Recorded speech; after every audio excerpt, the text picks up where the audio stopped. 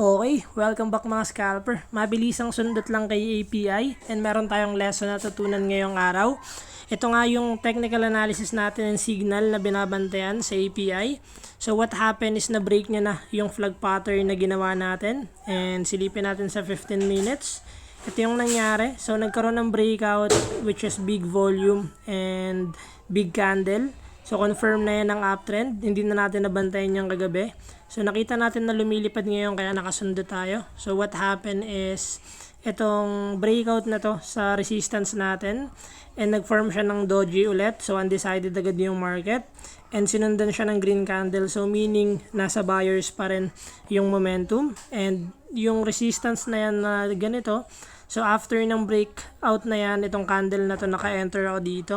So what happened is after nga nito, ito yung lesson natin dito which is always wait for the candle to close before you decide to entry or exit the position. Bakit ako nag-exit dito?